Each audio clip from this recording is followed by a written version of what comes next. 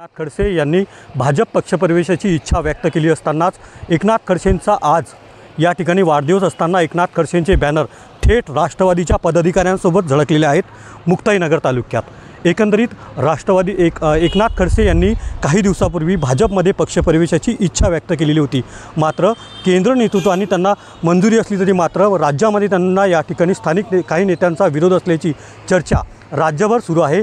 असे यांचा वाढदिवस असल्यानाच काही कार्यकर्त्यांकडून कृषी उत्पन्न बाजार समिती बोदोड याच माध्यमातून या ठिकाणी बॅनर झळकलेला आहे। या बॅनरवर थेट एकनाथ खडसे सोबत राष्ट्रवादीच्या नेत्या रोहिणी खडसे तसेच राष्ट्रवादीचे सर्वस्व शरद पवार तसेच माजी जिल्हा अध्यक्ष रवींद्र भैया पाटील अशा आशयाचं बॅनर या ठिकाणी झळकलेलं आहे। त्यामुळे कुठेतरी एकनाथ खडसे हे भाजप पक्षप्रवेशाची इच्छा व्यक्त करत असतानाच आता राष्ट्रवादीच्या पदाधिकाऱ्यांसोबत बॅनर झळकल्याने जळगाव जिल्ह्यात चर्चेला उधाण आलेलं आहे।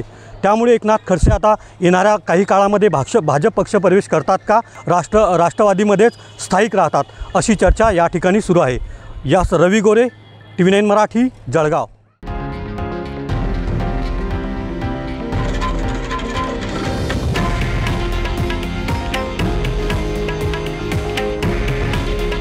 हे आहे देशातील नंबर 1 न्यूज नेटवर्क आणि आपण पाहत आहात TV9 मराठी।